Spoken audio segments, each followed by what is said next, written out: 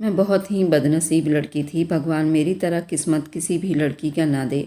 मैं बहुत खूबसूरत लड़की थी और मैं अपने हर काम को बहुत अच्छी तरह से करती थी। मेरी उम्र 18 साल की हो गई थी। मैंने अभी तक अपने लिए किसी भी लड़के का चुनाव नहीं किया था और ये अधिकार सिर्फ मैं अपने माँ बाप को देना चाहती थी, क्योंकि मैं चाहती थी उनके एक्सपीरियंस से चुना हुआ लड़का मेरे लिए अच्छा साबित होगा। इसलिए मैं ऐसे बॉयफ्रेंड या दोस्ती में ज़्यादा दिलचस्पी नहीं लेती थी। मेरे कॉलेज के कई लड़के मुझसे दोस्ती करना चाहते थे। अब सुनिए अनामिका की आप बीती दुख भरी कहानी। ये कहानी पूरा सुनने के बाद अंत में ज़रूर बताना आखिर गलती किसकी थी। चलिए लिए चलती हूँ उस कहानी के तरफ। फूलों के बनाए गए सेज से कमरा महक रहा था। कमरे की खूबसूरती उस रात को मदहोश कर रही थी। किंग साइज बेड पर अनामिका का दिल ज़ोर ज़ोर से धड़क रहा था। उसके चेहरे पर एक अनजानी सी उदासी थी, जबकि ये वक्त बहुत ही खूबसूरत था। लेकिन फिर भी वह अपने आने वाले पल से ज़्यादा अपने बीते हुए कल पर उदास थी। सबसे ज़्यादा अपने पापा के लिए, जिन्होंने उसके सर पर हाथ रखते हुए, उसे भीगी आंखों से देखते हुए उसके लिए भगवान से प्रार्थना की थी। वह कितनी ही देर उनकी आंखों में देखती रही। उसे बार बार अपने पापा का उदास चेहरा याद आ रहा था, जो शुगर के पेशेंट थे और हर वक्त ही बीमार रहते थे। उनको जिम्मेदारियों के बोझ ने वक्त से पहले बीमार और बूढ़ा कर दिया था। अनामिका उनकी बड़ी बेटी थी और उससे छोटा वेद, ये दोनों उनकी पूरी दुनिया थे। उनका दिल इन्हीं दोनों बच्चों के आसपास घूमता रहता था। उन्होंने अनामिका को फूलों की तरह पाला था और इतनी गरीबी के बावजूद उसे हर तरह की सुख सुविधा देने की कोशिश की थी। और अनामिका भी जानती थी मेरे पापा मेरी शादी करके कितना उदास होंगे, इसलिए खुद भी उन्हें बार बार याद कर रही थी। तभी कमरे का दरवाज़ा खुला और प्रियांशु अपनी हैंडसम पर्सनैलिटी के साथ अंदर दाखिल हुआ, जिसे देखते ही उसके सोचों की आंधियां एकदम से रुक गई थी। प्रियांशु के चेहरे पर एक खूबसूरत मुस्कुराहट थी। आज उसने अपनी लुक और पर्सनैलिटी से सबको हैरान कर दिया था। इसमें कोई शक नहीं था, अनामिका भी बहुत खूबसूरत थी, लेकिन वह उसकी खूबसूरती को मात दे बैठा था। जरूर ये उसके लिए और उसके पापा के लिए एक खूबसूरत भेंट था। उसने बस थोड़ा सा पलके उठाकर उसे देखा और फिर अपनी नज़रों को झुका लिया। उसके चेहरे पर कई खूबसूरत रंग आकर बिखर गए। अनामिका भी दुल्हन के लहंगे में उस वक्त इतनी खूबसूरत लग रही थी कि कोई भी उसे देखता तो देखता रह जाता। और बस यही हाल सामने बैठे हुए उस दूल्हे का भी था, जो उसे प्यार भरी नज़रों से देख रहा था। क्या बात है, आज तुम्हारे चेहरे पर उदासी है? जबकि आज की रात उदासी का नामो निशान भी हमारे बीच नहीं होना चाहिए, वह अपने प्यार भरे शब्दों में बोला। तो अनामिका ने पलके उठाकर उसे देखा। उसके यूं देखते ही वो बिल्कुल घायल हो गया था।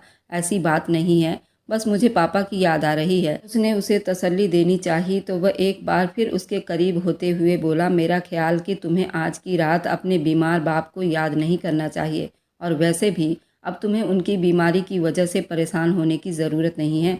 अनामिका ने पलके उठाकर हैरानी से सामने बैठे हुए दूल्हे को देखा।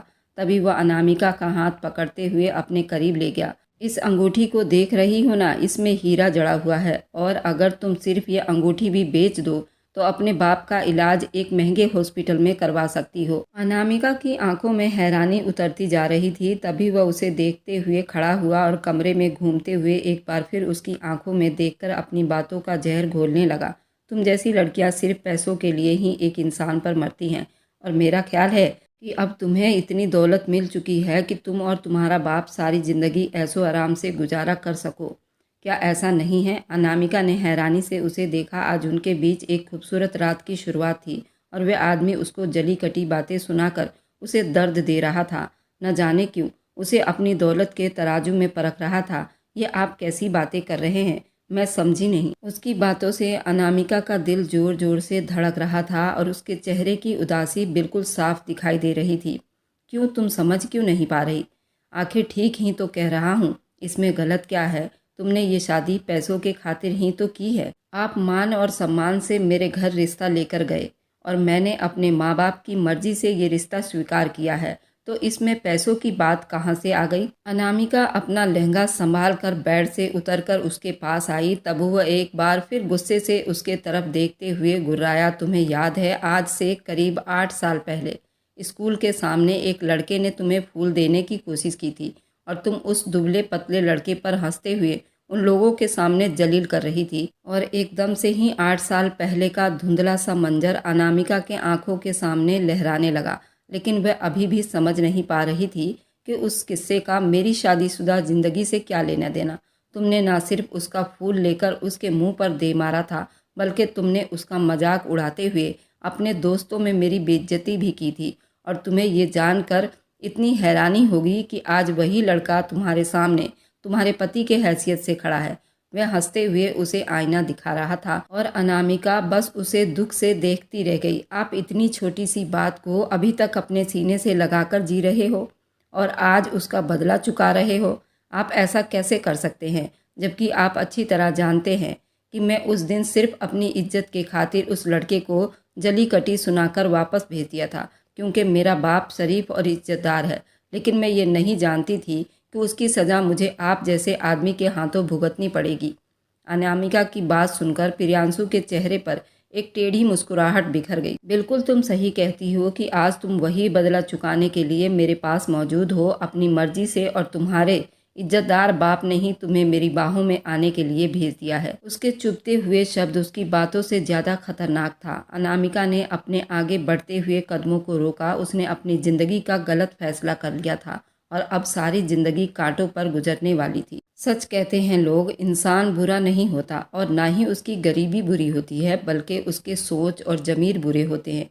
वह दुख से बोली और इससे पहले कि वह अपनी बात पूरी करती, प्रियांशु का जोरदार थप्पड़ उसके मुंह पर लगते ही उसके सर पर सातों आसमान गिर गया था। खबरदार, अगर तुमने अपनी जुबान से एक शब्द भी निकाला तो तुम अच्छी तरह जानती हो प्रियांशु को किसी की बात सुनने की आदत नहीं, और आज वह वाला प्रियांशु नहीं हूँ। अनामिका उसे हैरानी से देख रही थी। उसकी आंखों में टप टप आंसू गिरने लगे थे। उसका चेहरा पूरा लाल हो चुका था। उसे तो आज तक उसके बाप ने भी यूं थप्पड़ नहीं मारा था, और वह आदमी एक पल में ही उसे सिर्फ 2 कौड़ी का करके रख चुका था। इससे पहले कि वह और ज़्यादा कुछ समझ पाती, प्रियांशु ने जल्दी से उसके सर से दुपट्टे को अलग किया था। न जाने उसे कितने पिन चुभे थे। दुपट्टे के साथ उसके कई बाल दुपट्टे के साथ ही निकल गए थे। प्रियांशु उसकी ज्वेलरी को उतार कर फेंक रहा था। अनामिका के अंदर जैसे कोई जान ही बाकी ना हो। अब वह आदमी उसकी इज्जत के साथ खेलना चाहता था और वह ये सब तमाशे की तरह देख रही थी। उसकी आंखों से गिरते हुए आंसू पर भी सामने खड़े आदमी को तरस खाने पर मजबूर नहीं कर रहे थे, बल्कि वह उस पर हावी होने के लिए अपनी सारी ताकत जमा कर रहा था। अनामिका लगातार उससे दूर होने की कोशिश कर रही थी, लेकिन अनामिका नाकाम रही। आज अगर तुमने किसी भी तरह की रोक टोक की कोशिश की तो मुझसे बुरा कोई नहीं होगा। वह आदमी अपने पूरे हवस के साथ उसके इज्जत को चकनाचूर कर रहा था और वह अपने सामने अपनी इज्जत को लुटता हुआ देख रही थी। उसने उसे यूं उधेड़ कर रख दिया जैसे कि वह एक जानवर हो। उसमें किसी तरह का कोई एहसास बाकी ना हो, ना ही कोई सपने हों। वह सोने के लिए लेट चुका था और अनामिका रोते हुए अपने ऊपर अफसोस कर रही थी। ये ऐसी रात होती जिसमें हर लड़की अपने पिया के घर आते ही खूबसूरत सपनों को सजाकर लाती है और फिर उन्हीं सपनों को साकार करने के लिए वो यहाँ रहने वाले हर आदमी को अपना समझकर उसके साथ हर जिम्मेदारी निभाती है। लेकिन अगर आते ही उसके साथ ये सलूक किया जाए तो फिर एक लड़की का अस्तित्व किस काम का। अनामिका के टूटे हुए सपने उसके दिल में चुभन पैदा कर रहे थे। रो रो कर उसकी आंखें पूरी लाल हो चुकी थी। वह तो जानती भी नहीं थी कि उसे इतनी छोटी सी गलती की इतनी बड़ी सजा दी जाएगी, और वह गलती भी उसकी नज़र में गलती नहीं थी। उसने आज तक किसी भी लड़के को अपने करीब नहीं आने दिया था, क्योंकि वह अच्छी तरह जानती थी कि उसका बाप एक गरीब इंसान है और वह अपनी बाप के इज्जत पर कभी भी आँच नहीं आने देगी। और आज ये सोच उसके लिए बवाल बन चुकी थी। वह पूरी रात उसने रोते हुए गुजार दी। वह तो सोच भी नहीं सकती थी कि जिंदगी उसके साथ इतना भयानक मजाक कर सकती है। वह लड़का जो उसे अपने लिए जीवन साथी चुना था, वह उसके सपनों पर पानी फेर रहा था। उसने सिर्फ अपना बदला पूरा करने के लिए ये शादी की थी। न जाने कब वो अपने हालत पर मातम करते करते सो गई। सुबह उसे जगते जगते काफ़ी लेट हो गई, क्योंकि रात के उस किस्से ने उसको बुरी तरह झकझोर कर रख दिया था। जैसे ही वह उठी, प्रियांशु कमरे में मौजूद नहीं था। उसने जांचती हुई नज़रों से इधर उधर देखना चाहा, लेकिन शायद वह कमरे से बाहर चला गया था। वह अपने दुखते हुए जिस्म के साथ उठी और नहाने वॉशरूम में चली गई। नहा करके वह बाहर निकली। दर्पण के सामने बालों को सूखा करते हुए उसकी नज़र अपने हुस्न पर पड़ी, जो अभी भी उसके चेहरे पर उस थप्पड़ के निशान थे। वह इस तरह तड़प उठी थी। बेशक उसका पति था, लेकिन वह उस पर इस तरह हक नहीं रखता था। अभी वह इन सब के बारे में सोच ही रही थी जब उसे अपने मोबाइल पर कॉल महसूस हुई। जिस नंबर से कॉल आ रहा था उसे देखकर अनामिका के चेहरे पर एक मुस्कान सी फैल गई थी, क्योंकि उसके छोटे भाई वेद का फ़ोन आ रहा था। नाम देखकर उसने हाथ बढ़ाते हुए कॉल अटेंड किया तो उसने वेद ने बात की और फिर उसकी सहेली को फ़ोन पकड़ा दिया। शिवानी उसकी बहुत अच्छी दोस्त थी, उम्र में सबसे बड़ी और काफ़ी मशहूर थी। कैसी हो अनामिका? खूबसूरत ज़िंदगी की शुरुआत की पहली सुबह, बहुत बहुत बधाई हो मेरी जान। उसकी मुस्कुराती हुई आवाज़ सुनकर अनामिका के चेहरे पर और ज़्यादा उदासी छा गई थी। अनामिका का चुप रहना शिवानी ने महसूस कर लिया था, इसलिए उससे नरम शब्दों में पूछने लगी, अनामिका क्या बात है, इतनी चुप क्यों हो? शिवानी, ये मेरी ज़िंदगी की खूबसूरत शुरुआत नहीं है, बल्कि ये ऐसी शुरुआत है जो मुझे बर्बाद करके रख देगी। अनामिका की बात सुनकर शिवानी चौंक गई थी। प्रियांशु तो बहुत अच्छा लड़का था और शादी वाले दिन तो अनामिका तुम बहुत खुश नज़र आ रही थी, और अब वह इतनी टूटी हुई और अकेला महसूस कर रही थी। फिर जैसे ही अनामिका ने उसे सारी बात बता दी तो वह हैरान होकर सारी बात सुनती रही। उसके दिल में बड़ा अफसोस हुआ था कि एक पढ़ा लिखा आदमी इस हद तक नीची हरकत करेगा, लेकिन अब कुछ नहीं हो सकता था। अनामिका के पापा की तो पहले ही तबीयत खराब रहा करती थी और वे अच्छी तरह जानती थी कि अनामिका उनकी लाडली बेटी है। अगर वह ये सब कुछ सुनेंगे तो एक पल के लिए भी बर्दाश्त नहीं कर पाएंगे। इसलिए अनामिका को समझाते हुए कहने लगी, अनामिका, हो सकता है कि उसने बदले की आग में बस एक थप्पड़ मारा हो। मुझे नहीं लगता अगर उसने तुमसे बदला ही लेना होता तो वह तुमसे शादी ही क्यों करता। उसने तुम्हें अपनी पत्नी बनाया है और वो भी पूरी दुनिया के सामने स्वीकार भी किया है। मुझे लगता है कि वह उसका बदला पूरा होने के बाद उसे एहसास ज़रूर होगा, और एहसास जुर्म मोहब्बत से ज़्यादा गहरा होता है।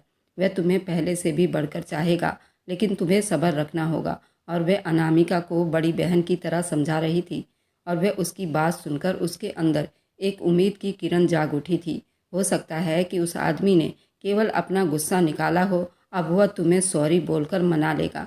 कुछ भी हो सकता है। उसे फ़िलहाल उस आदमी के बारे में कोई भी गलतफहमी नहीं रखनी चाहिए।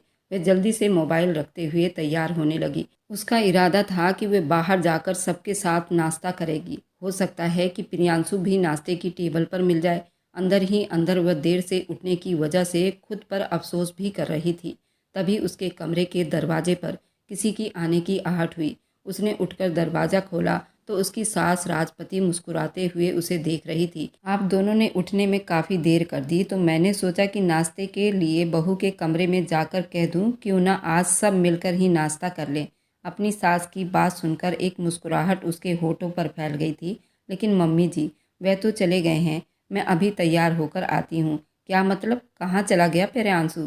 सास की आंखों में सवालिया निशान देखकर वे एक बार फिर अटक गई। मम्मी जी, प्रियांशु तो मेरे उठने से पहले ही नीचे चले गए थे। ठीक है, तुम तैयार हो जाओ, मैं देखती हूँ। वह ये कहकर वापस लौट गई और वह सोचती हुई तैयार होने लगी। आखिर वह इतनी सुबह कहाँ जा सकता है? उसे तो लगता था कि शायद वह नाश्ते के लिए अपनी माँ के पास चला गया है, लेकिन वह वहाँ भी नहीं था। हल्का फुल्का तैयार होने के बाद वह नीचे आई। उसकी सास नाश्ते की टेबल पर उसका इंतज़ार कर रही थी, लेकिन उसकी बेकरार नज़रें दरवाजे पर टिकी हुई थी। थोड़ी देर के बाद नौकरानी डाइनिंग टेबल के पास आई और धीरे से बोली, मेम साहब, प्रियांशु साहब घर पर मौजूद नहीं, और चौकीदार बता रहा है वह तो सुबह सुबह ही गाड़ी लेकर घर से निकल गए हैं। राजपति हैरान नज़रों से अनामिका को देखने लगी। उसका अपना दिल भी कांप रहा था। उसने तो ऐसा कुछ भी नहीं कहा था। फिर वह आदमी कैसे अचानक घर से चला गया, और वह भी बिना किसी को कुछ बताए? ऐसा कैसे हो सकता है? अनामिका, प्रियांशु तुम्हें बिना बताए घर से चला गया, जबकि तुमने सिर्फ उसके साथ एक रात ही गुजारी है। आज तक ऐसा नहीं हुआ कि मेरा बेटा मुझसे मिले बगैर चला गया हो। आखिर तुम दोनों के बीच ऐसी कौन सी बात हुई है? उनकी बात सुनकर अनामिका ने अचानक ही ना में सिर हिलाना शुरू कर दिए। नहीं नहीं मम्मी जी, मैं तो उनके बारे में कुछ भी नहीं जानती। रात तक वो बिल्कुल ठीक थे। वह फिलहाल अभी रात के बातों को छुपाना चाहती थी। राजपति ने मोबाइल निकाला और उससे पहले कि वह उससे बात करती, जब व्हाट्सएप पर एक वॉइस मैसेज मिला, वह ओपन करते हुए कान के पास ले जाकर सुनने लगी। लेकिन जैसे जैसे वह उसे सुनती जा रही थी, न सिर्फ वो बल्कि अनामिका का रंग बिल्कुल पीला पड़ता जा रहा था। उसके दिल की धड़कनों का शोर उसे अपने कानों में साफ सुनाई दे रहा था।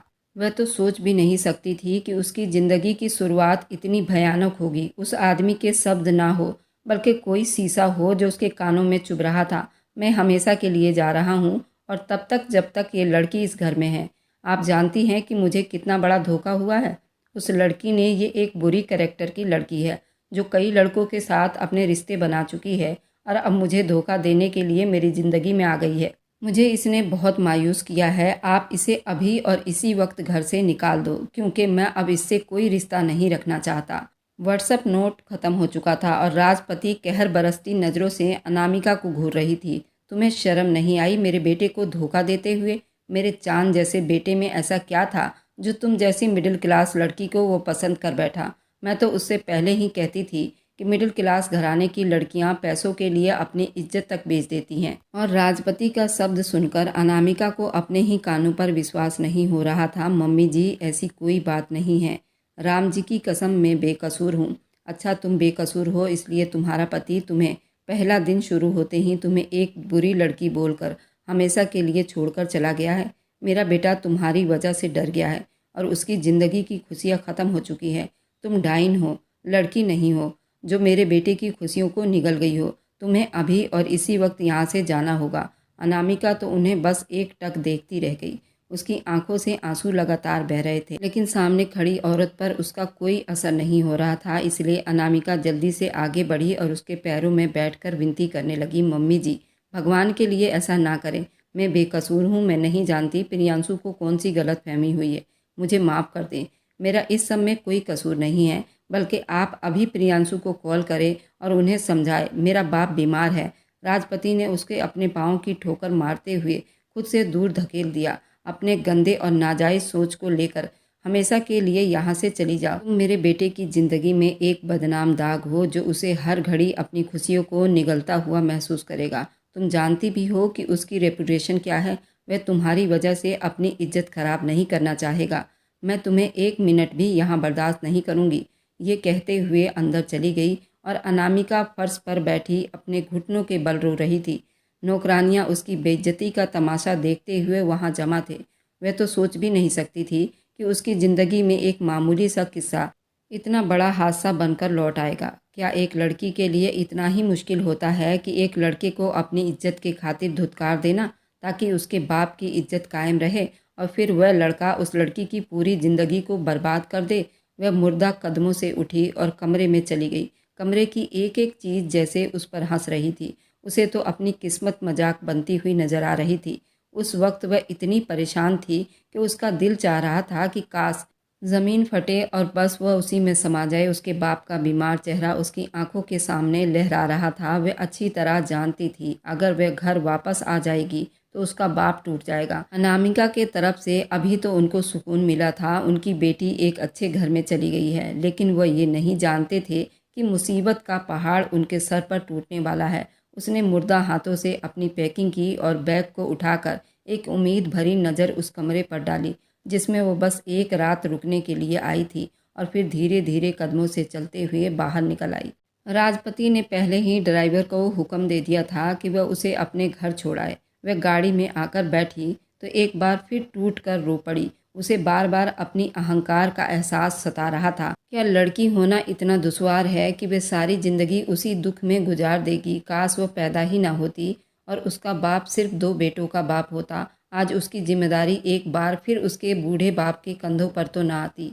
ड्राइवर ने उसे अपने मायके के दरवाजे पर उतार दिया और खुद गाड़ी लेकर वापस चला गया। कितनी ही देर वह दरवाजे को देखती रह गई जहाँ से वह कल उम्मीद और खुशियों के साथ विदा होकर आई थी। आज वह एक ही रात में उस दरवाजे पर खड़ी थी। उसने धीरे से हाथ बढ़ाकर दरवाज़ा खोला और वे आंगन में ही थे जब उनकी नज़र अपनी बेटी पर पड़ी। उनके दोस्त यार भी सब वहीं थे। अपनी बेटी को यूँ टूटी हुई हालत में देखकर वह जल्दी से आगे बढ़े और अनामिका बस उन्हें रोते हुए देखती रही। घर में अभी तक काफ़ी रिश्तेदार मौजूद थे जो उसे शक भरी निगाहों से देख रहे थे। जो अनामिका को काट खाने के लिए काफ़ी था। उसकी माँ आगे बढ़ी और उसे गले से लगा लिया। क्या बात है अनामिका बेटी, इतनी जल्दी सुबह तुम यहाँ पर, और प्रियांशु किधर है? वह तुम्हारे साथ नहीं आया? माँ, उस आदमी ने हमारे साथ धोखा किया है। उसने बस एक रात के लिए मुझे अपनी दुल्हन बनाई थी और मुझसे अपना बदला ले लिया, क्योंकि मैंने कुछ साल पहले उसे अपमानित किया था। उसे मुझे सबके सामने प्रपोज किया था और मैंने उसका प्रपोजल एक्सेप्ट नहीं किया था। मैंने कहा था कि मैं अपने माँ बाप की मर्जी से शादी करूंगी और मुझे ये सब बातें अच्छी नहीं लगती। मम्मी, उसने मुझे गलत लड़की कहकर अपने घर से निकाल दिया है। आप यकीन करें, आपकी बेटी बेकसूर है। वह रोते हुए अपनी माँ को सब कुछ बता रही थी और रंजीत साहब तो अपना दिल थाम कर वहीं बैठते चले गए। घर में मौजूद मेहमानों के बीच कानाफूसी शुरू हो गई। सभी जानते थे रंजीत साहब ने अपनी बेटी की शादी अमीर घराने में की है। वही लोग जो कल तक उसकी किस्मत पर नाज कर रहे थे, अब उसे शक भरी निगाहों से देख रहे थे कि अनामिका की किस्मत सच में कितनी बुरी है। आज उसे यूं देख रहे थे जैसे सारी गलती उसी की हो। आखिर वे तो उसके पिता थे और उनको तो मालूम ही होगा उनकी लड़की ऐसी नहीं है जो उसने एक रात में ही इसे वापस भेज दिया। बिना वजह कोई क्यों अपनी पत्नी को गलत साबित करेगा? उसका करैक्टर ठीक नहीं है। हो सकता है इसमें सारी अनामिका की ही गलती हो। मैं तो पहले ही रंजीत भाई को कहती थी, लड़कियों को इतनी छूट नहीं देनी चाहिए जितनी उन्होंने अपनी बेटी को दे रखी थी। अब नतीजा देख लिया ना, उस लड़की ने बाप का सर झुका दिया है हमेशा के लिए। जितने मुंह उतनी बातें थी। लोग तो बातें बना बना कर वापस चले गए, जबकि रंजीत साहब की तबीयत हद से ज़्यादा बिगड़ चुकी थी। वह कैसे भूल सकते थे कल कितने अरमान से उन्होंने अपनी बेटी की शादी की। वे लोग जब रिश्ता करने के लिए आए तो कितने अच्छे बनकर दिखा रहे थे। वह लड़का तो जैसे उनके कदमों में बैठा जा रहा था। यही सब कुछ देखते हुए उन्होंने अपनी बेटी की शादी कर दी। उन्हें किसी भी हीरे और जेवर से कोई मतलब नहीं था, ना ही वह उनकी बड़ी बड़ी गाड़ियों और बंगलों को देखकर अपनी बेटी को ब्याहा था। उन्होंने तो सिर्फ अपनी बेटी की खुशियाँ देखी थी और भगवान को शायद मेरी खुशियाँ ही अच्छी नहीं लगी। उन्होंने आज तक किसी की बेटी के लिए कोई अपशब्द नहीं निकाले थे। फिर उनकी बेटी के साथ ये सब क्यों हुआ था? उन्हीं सोचों की वजह से उन्हें दिल का अटैक हुआ था और उन्हें हॉस्पिटल ले जाया गया, जिससे उनकी तबीयत काफ़ी हद तक ठीक हो चुकी थी। लेकिन वे अब चल फिर नहीं सकते थे। अनामिका का तो रो रो कर बुरा हाल हो रहा था। वह तो सोच भी नहीं सकती थी कि उसकी ज़िंदगी यूं तबाह होकर रह जाएगी। शिवानी उससे मिलने के लिए आई तो उसके गले लगकर रो पड़ी। शिवानी ने अपनी सहेली को तसल्ली और दिलासे दिए। सिर्फ वही तो एक लड़की थी जो उसके दिल के दर्द को समझती थी। उसका भाई अभी बहुत छोटा था, इतना बड़ा नहीं हुआ था कि घर की समस्याओं को समझता। प्रियांशु ने तो उसकी ज़िंदगी को एक ही दिन में बर्बाद कर दिया। ऐसे बदले की आग में मोहब्बत करने वाले और शादियां करने वाले इंसान क्या जाने कि एक बेटी एक बाप के लिए क्या हैसियत रखती है। कभी उसके किरदार पर उंगली उठाकर उसे गलत ठहराया जाता है, तो कभी उस लड़की होने की सज़ा दी जाती है, कभी अपना गुलाम बना दिया जाता है। कितनी ही लड़कियों के चेहरे पर तेजाब गिराकर उनकी खूबसूरती को हमेशा के लिए नोच डाला जाता है। कितनी ही लड़कियां लड़कों के हैवानियत और दरिंदगी का निशाना बन चुकी हैं। दुनिया कब इस बात को स्वीकार करेगी? औरत बिना कुछ भी नहीं है। वह उस वक्त फ्लैट में अपने दोस्तों के साथ मौजूद था जब उसे राजपति की कॉल आई। उसने उस लड़की को पलटकर देखने की भी हिम्मत नहीं की थी। उसे भी तो अच्छी तरह पता होना चाहिए था आखिर प्रियांशु क्या चीज़ है। वह आज तक वह दिन नहीं भूला था जब उस लड़की ने उसका प्रपोजल एक्सेप्ट नहीं किया था। वह अच्छी तरह जानता था क्या वो सारी ज़िंदगी अपने बाप के चौखट पर बैठी रहेगी और मर्द की मोहब्बत को तरसेगी। लेकिन अंदर ही अंदर उसे ये बात भी खाई जा रही थी कि उस लड़की ने उसे कितनी विनती की थी। वह तो कब से इंतज़ार में बैठा था कि उसकी कॉल आएगी और वह कब कॉल पर बिलक बिलक कर उससे माफ़ी मांगेगी, अपनी इज्जत की भीख मांगेगी और कहेगी, मुझे अपने घर में नौकरानी की हैसियत से जगह दे दो। लेकिन वह उसका घर छोड़कर चुप से निकल गई थी। प्रियांशु एक दिन और यहाँ रुकने वाला था। अगले दिन उसकी सुबह की फ़्लाइट थी। वह हमेशा के लिए दुबई जा रहा था। बेटा, तुम्हें ऐसे नहीं जाना चाहिए था। कम से कम तुम मुझसे तो मिलकर जाते। वह लड़की तुम्हारा तो सपना थी। तुमने उसे खुद चुना था। तुम्हें पता है कि पहले ही इन मिडिल क्लास लोगों से कितनी दूर रहना चाहती थी। राजपति को अपने बेटे से अभी भी शिकायत थी कि उसके बेटे ने उसके मर्जी की लड़की से शादी नहीं की थी, यानी उसके लिए किसी भी लड़की की ज़िंदगी की कोई अहमियत नहीं थी। माँ, अब उस लड़की को हमेशा के लिए मैं अपनी ज़िंदगी से निकाल चुका हूँ। भले ही मैंने उसे डिवोर्स नहीं दी, लेकिन वह भी उसे जल्दी भिजवा दूंगा। अच्छा होगा कि अब हम इस बारे में कोई बात ना करें। कुछ देर वह अपनी माँ से बात करता रहा और फिर कॉल काट दी। उसके पास बैठा हुआ उसका दोस्त अकरम उसकी बात पर ध्यान दिया था। ये तुम क्या कह रहे थे आंटी से? तुमने अपनी पत्नी को छोड़ दिया? उसके शब्दों में हैरानी बसी हुई थी। हाँ, वो मेरी बस एक रात के लिए पत्नी थी। उसके घमंड से भरे हुए शब्द पर अकरम ने हैरानी से उसे देखा। क्या मतलब? एक रात की पत्नी? तुम्हें मेरे बारे में सोचने की ज़्यादा ज़रूरत नहीं, ये मेरी समस्या है, मैं खुद समझ लूँगा। मैंने बस अपना बदला पूरा करने के लिए उस लड़की से शादी की थी, अब उसे अपने बाप के घर भिजवा दिए हैं। और उसकी बात सुनकर अकरम को हैरानी और दुख ने घेर लिया था, लेकिन अच्छी तरह जानता था कि उसकी बातों का असर उस आदमी पर कम ही होता है। उस लड़की की ज़िंदगी बर्बाद हो चुकी थी, अब दुबई जाकर उसे हमेशा के लिए भुला देना चाहता था। अगर तुमने भाभी को छोड़ ही दिया है तो फिर उन्हें डिवोर्स दे दो, वे अपनी ज़िंदगी को नए तरीके से शुरू कर लें। वह उसे अभी भी अपनी राय दे रहा था और उसकी बात सुनकर प्रियांशु ने सर झटकते हुए उसकी बात काट दी। मुझे जो भी करना हुआ मैं कर लूँगा, फ़िलहाल तुम्हें उसकी साइड लेने की ज़रूरत नहीं है। और उसकी बात सुनकर अकरम कुछ शर्मिंदा हो गया। ये सच था कि वह अपने निजी ज़िंदगी में अपने दोस्तों को घुसने नहीं देता था, लेकिन वह अच्छी तरह जानता था कि वह आदमी गलती कर रहा है और इस गलती की सज़ा उसे बहुत भारी पड़ेगी। दूसरे दिन ही वह अपने घर में राजपति को मिलने के लिए आया, अपना सामान ले गया। उसी वक्त फ्लाइट से वह वापस हमेशा के लिए दुबई चला गया। अब न जाने कितने सालों के बाद उसकी वापसी होती, कोई भी नहीं जानता था। ये सब कुछ उसकी अपनी मर्जी पर डिपेंड करता था। मगर दूसरी तरफ अनामिका अभी भी दिल में ये उम्मीद लिए बैठी थी कि हो सकता है वह आदमी वापस लौट आए, लेकिन अब वह अपने आगे की ज़िंदगी उसके साथ एक मजबूरी के तहत बिताएगी, क्योंकि अब अपने दिल में कभी उसके लिए वह इज्जत और मोहब्बत महसूस नहीं कर सकती। जो इज्जत और मोहब्बत उसे देनी चाहिए थी, वह उसका पति था, उसका जीवन साथी था। आज उसकी इज्जत को दो कौड़ी का करके रख चुका था। आज इस किस्से को करीब 1 महीना हो गया था और अनामिका को कुछ भी नहीं सूझ रहा था। वह दिन ब दिन नाउम्मीद होती जा रही थी। उसकी गिरती हुई हालत को देखकर उसकी माँ उसे देख देख कर तड़प रही थी। सिर्फ कुछ ही दिनों में उनकी फूल सी बेटी मुरझाकर रह गई थी। उनका पति बिस्तर पर पड़ा था और उनके घर में अजीब सी उदासी का माहौल छाया हुआ था। हो सकता है उसका पति उसे डिवोर्स दे दे और उसके ऊपर डाइवोर्स का ठप्पा लग जाए और फिर कोई भी उसे स्वीकार ना करे। उन्हें ये डर अंदर ही अंदर खाए जा रहा था। न जाने जिंदगी उनसे कौन से इम्तिहान ले रही थी। अनामिका की हालत दिन ब दिन बिगड़ती जा रही थी। वह सूख कर बिल्कुल काटा हो चुकी थी। हर दिन उसे बुखार हो जाता, खाना पीना भी उसने छोड़ दिया था और आज 2 महीने होने को आया था और उसे यूं महसूस होता था जैसे अभी कल की बात हो और कल ही वह उजड़ कर उस चौखट पर आई हो। उसने तो हंसना मुस्कुराना बिल्कुल छोड़ दिया था।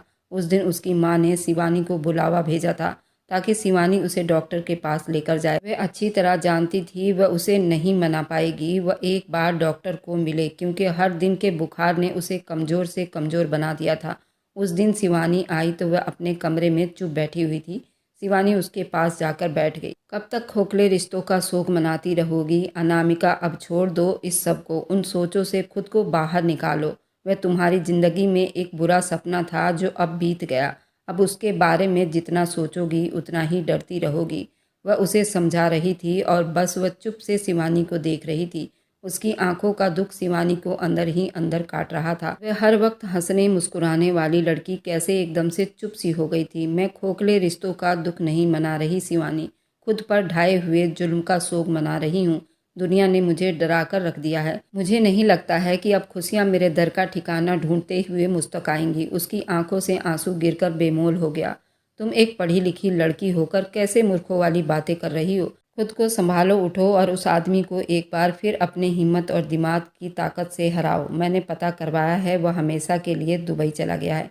न जाने अब वह कब लौटेगा, लेकिन तुम्हें खुद को मजबूत बनाना होगा। उसको एक बुरा सपना समझकर भूल जाओ। ज़िंदगी सिर्फ एक डाल पर कभी नहीं रुकती। ज़िंदगी को खुद साथ लेकर चलना पड़ता है और मुझे उम्मीद है अगर तुम्हारी नीयत ठीक है तो खुशियाँ तुम्हारा इंतज़ार कर रही होगी। ज़रूर वह तुम तक आएगी। अभी उठो और जल्दी से तैयार हो जाओ, मैं तुम्हें डॉक्टर के पास लेकर जा रही हूँ। शिवानी जानती थी वे कभी भी उसके साथ डॉक्टर के पास जाने के लिए राजी नहीं होगी, इसलिए उसे ज़बरदस्ती उठाकर तैयार करने लगी और फिर उसे लेकर डॉक्टर के पास चली गई। डॉक्टर ने उसका पूरा चेकअप किया। शिवानी बस चुप से डॉक्टर का चेहरा देख रही थी। डॉक्टर ने बताया ये काफ़ी टेंशन में है और इनको काफ़ी वीकनेस भी है। आप इनका बहुत ख्याल रखिए, बल्कि इनको किसी ऐसे माहौल में ले जाएं जहां इनका माइंड फ्रेश रहे, क्योंकि अब इनके साथ एक और ज़िंदगी जुड़ी हुई है और इनके लिए बहुत ज़रूरी है कि ये खुद को परफेक्ट बनाएं और अपनी सेहत के लिए सोचें।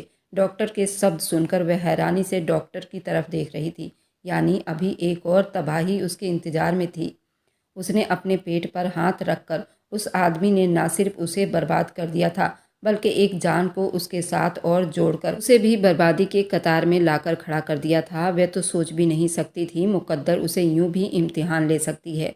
अब उसकी आंखों से आंसू टिप टिप बरसने लगे थे। अब इस बच्चे का भविष्य क्या होगा? शिवानी ने उसे सहारा दिया और बाहर लेकर आई। वह अच्छी तरह जानती थी कि अब उसकी कंडीशन क्या होगी। अब ये बच्चा, वह रोते हुए शिवानी के गले लग गई। शिवानी उसे लेकर घर आ गई और जैसे ही ये खबर घर में सबको पता चली तो जैसे सबके सर पर आसमान टूट पड़ा। ऐसा नहीं था कि वह खुश नहीं थे, उन्हें खुशी हुई थी कि भगवान ने उनकी बेटी की ज़िंदगी जीने के लिए एक नया दरवाज़ा खोल दिया था। एक उम्मीद का सिरा उनके हाथ में लग चुका था, लेकिन उन्हें अंदर ही अंदर ये उदासी भी खा रही थी कि अब इस बच्चे का भविष्य क्या होगा। वे अच्छी तरह जानते थे जिस आदमी ने अपनी पत्नी को पत्नी स्वीकार नहीं किया, वह अपने बच्चे को कैसे स्वीकार करेगा। अनामिका की माँ अब अनामिका का पहले से ज़्यादा ख्याल रख रही थी और अब वह खुद भी काफ़ी हद तक ठीक दिखाई दे रही थी। शिवानी हर दिन कुछ टाइम निकालकर उसके पास आ जाती और उसको बातों में लगाती, उसके दिल में भरोसे और उम्मीद का दिया जलाने की कोशिश करती। इसी तरह शिवानी उसे बाहर लेकर आई। पार्क में घूमते हुए यूं ही शिवानी को ख्याल आया। उसने उससे पूछ लिया, क्या तुमने दोबारा प्रियांशु से बात करने की कोशिश नहीं की, या उसने तुमसे बात करने की कोशिश नहीं की? हो सकता है कि तुम उसे इस बच्चे की खबर दो तो उसका दिल पसीज जाए।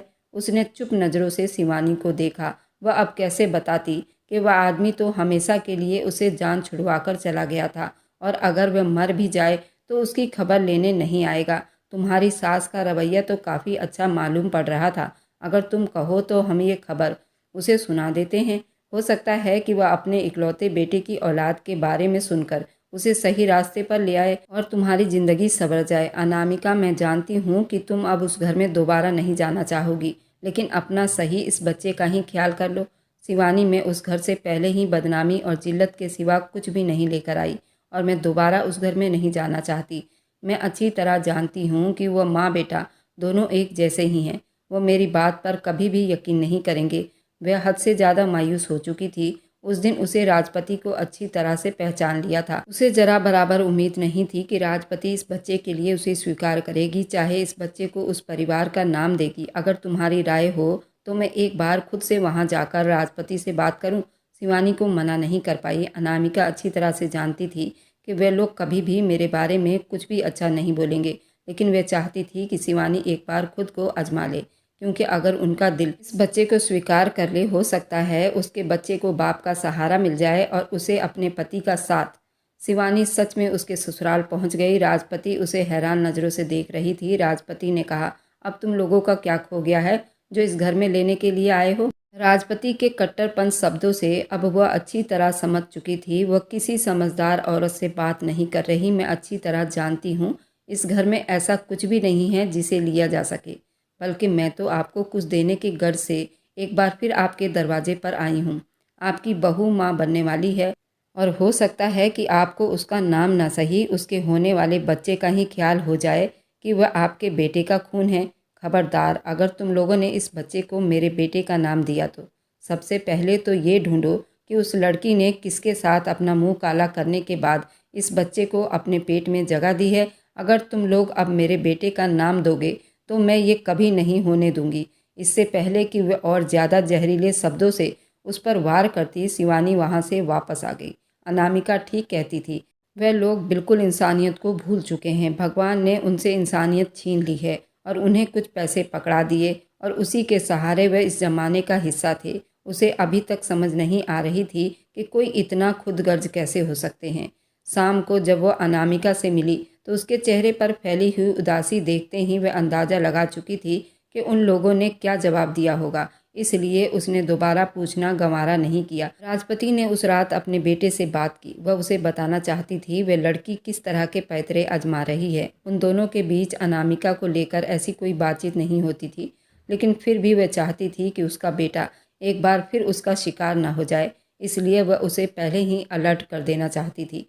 प्रियांशु ने अपनी माँ से पूछा कि अब दोबारा ऐसा क्या हुआ है? आप ऐसा क्यों कह रही हैं माँ? प्रियांशु ने इतने दिनों के बाद उसका नाम सुना था। उस लड़की की कोई सहेली आई थी, उसका नाम शिवानी था। वो मेरे पास आई थी मुझे ये बताने कि वो माँ बनने वाली है।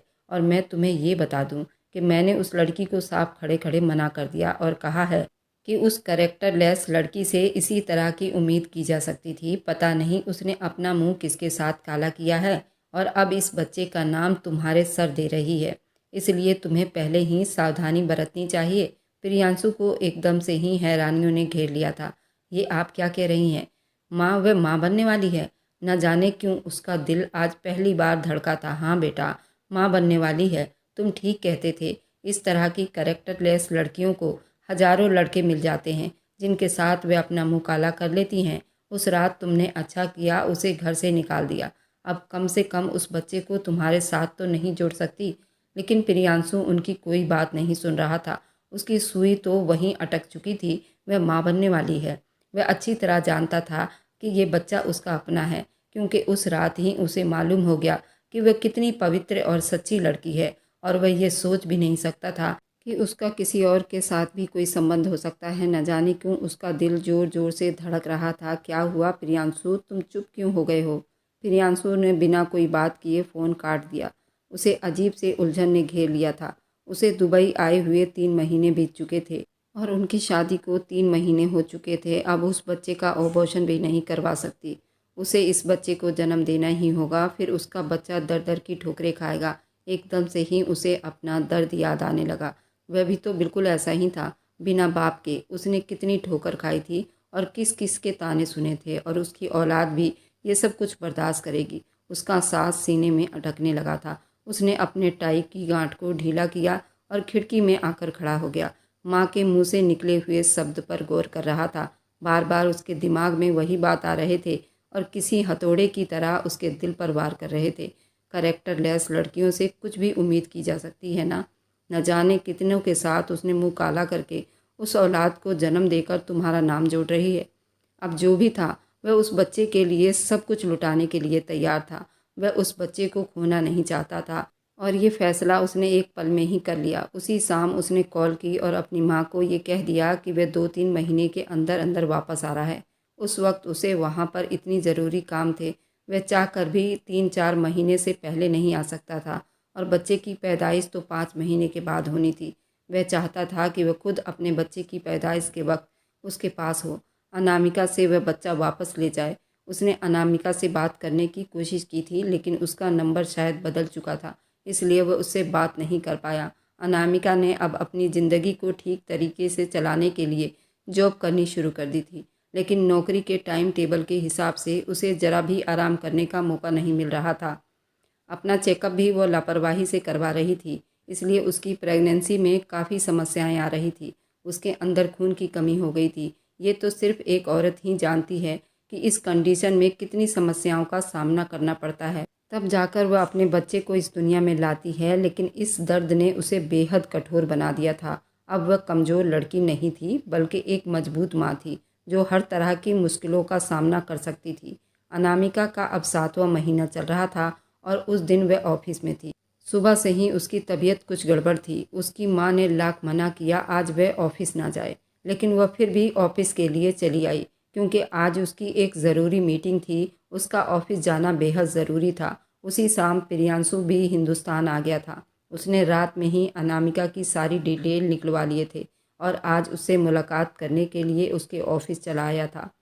वह उसे बता देना चाहता था कि वह ये बच्चा अपने साथ ले जाएगा। वह ऑफिस के बाहर उसका इंतज़ार करता रहा। जब थोड़ी देर के बाद वह बाहर आती हुई दिखाई दी। वह बहुत कमज़ोर नज़र आ रही थी। उसने अपने आसपास शॉल लपेटे हुए भारी भरकम पेट के साथ चलते हुए अपने ही सोचों में गुम नज़र आ रही थी, जब एकदम से ही प्रियांशु उसके सामने आकर खड़ा हुआ। वह कितनी ही देर उसे देखती रही और फिर उसके करीब से गुजरने लगी। जब प्रियांशु ने हाथ बढ़ाकर उसका बाजू पकड़ लिया, खबरदार, अगर तुमने मुझे हाथ लगाने की कोशिश भी की तो तुम अपना हर हक खो चुके हो और उसे कभी भूलना भी मत। प्रियांशु को उसकी आंखों में चिंगारियां निकलती हुई नजर आ रही थी। मैं तो खुद हैरान था कि उसने एक भीगी बिल्ली सी लड़की को शेर बनते देखा था। मैं यहाँ सिर्फ अपने बच्चे, इससे पहले कि वह अपनी बात पूरी करता जब उसके मुंह पर एक जोरदार थप्पड़ पड़ा और उसका रंग सुर्ख लाल होना शुरू हो चुका था। क्या कहा तुमने? तुम्हारा बच्चा? तुमने मुझे कैरेक्टरलेस लड़की साबित किया है और उसके बाद तुमने अपने घर से निकाल दिया था, और अब इस बच्चे पर तुम्हारा कोई हक नहीं। आज के बाद मुझे अपने बच्चे के आसपास भी तुम नज़र नहीं आना, नहीं तो मैं तुम्हें काट के रख दूंगी।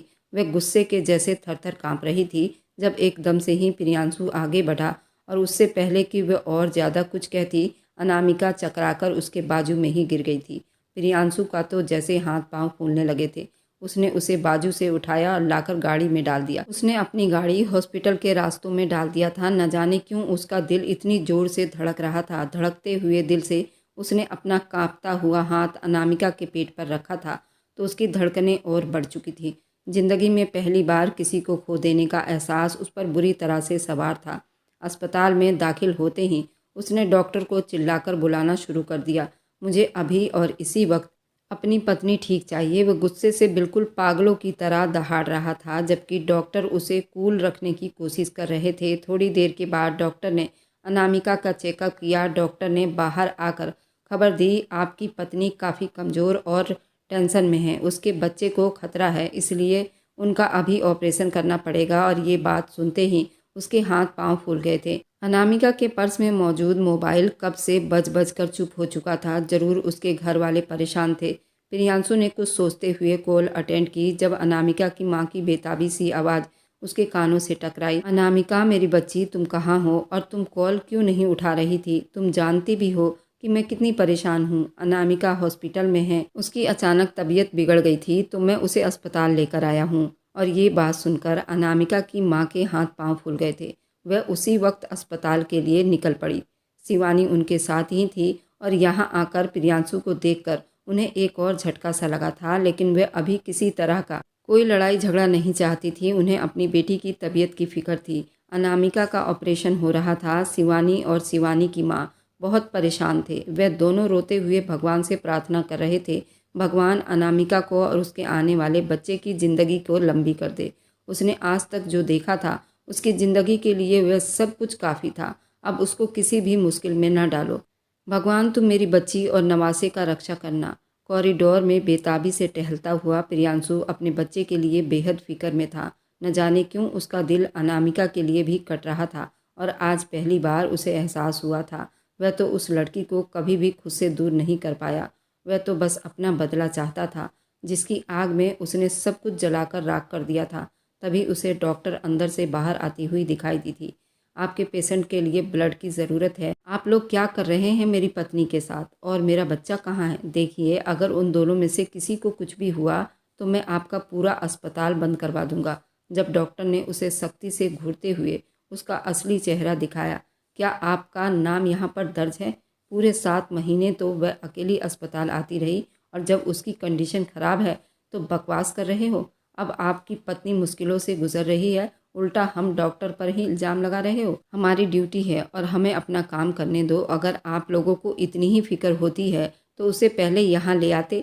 आप जानते हैं कि दिमागी तनाव और कमजोरी की वजह से आपकी पत्नी का ये हाल है। और वे वहीं पर खड़ा रह गया। अनामिका की माँ तेजी से आगे बढ़ी और उसे झकझोरते हुए बोली, अगर मेरी बेटी को कुछ भी हुआ तो मैं तुम्हें जिंदा नहीं छोड़ूंगी, इतना याद रखना तुम। वह तो खुद पागलों की तरह उस वक्त तड़प रहा था। राजपति उसे बार बार कॉल करते हुए परेशान कर रखा था। वह सुबह से घर से निकला और उसका कोई अता पता नहीं था। उसने कॉल उठाई, माँ मैं अनामिका को अस्पताल लेकर आया हूँ, भगवान से प्रार्थना करें मेरा बच्चा ठीक हो। ये तुम कैसी बातें कर रहे हो? तुम्हारा बच्चा? राजपति के तो सर पर लगी और तलवार पर बुझी।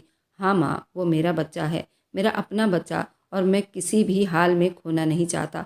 उनका बेटा रो रहा था और शायद जिंदगी में उन्होंने पहली बार अपने बेटे को इस तरह टूटा हुआ देखा था। उन्हें अब एहसास हुआ था कि उन्होंने अपनी ज़िंदगी में जल्दबाजी करने के बाद कितनी बड़ी गलती की। काश वह उस हकीकत को जानती और अपने बेटे को समझा लेती तो आज वह यूं टूट कर बिखर न जाता।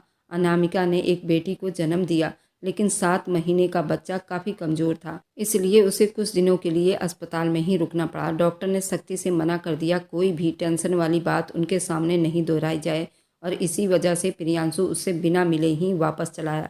वह नहीं चाहता था कि अनामिका को एक बार फिर नुकसान पहुँचे।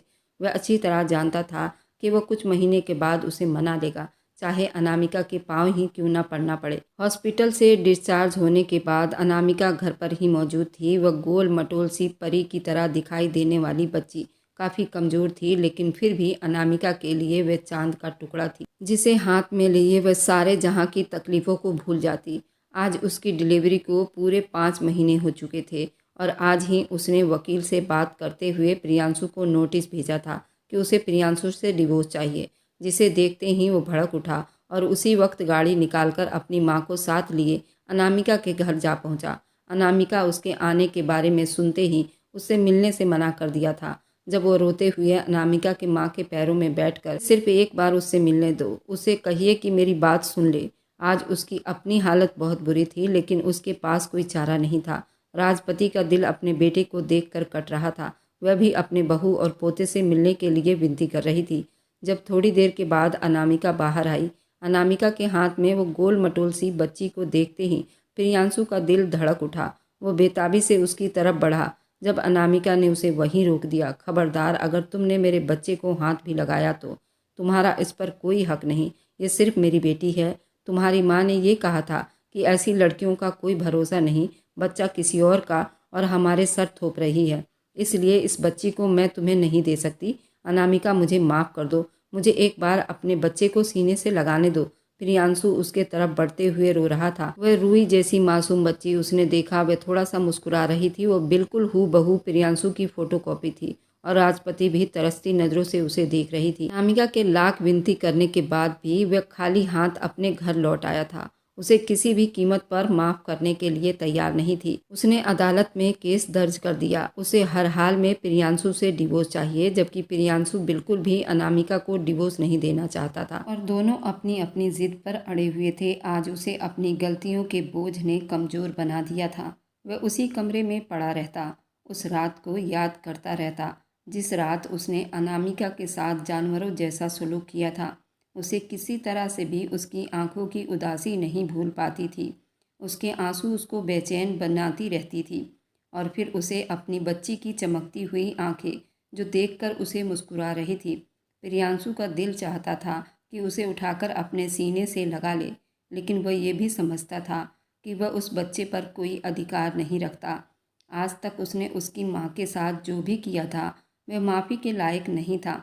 उसने अनामिका के ऑफिस के सामने उसका पैर पकड़ लिया, लेकिन अनामिका के दिल में नरमी नहीं आई थी।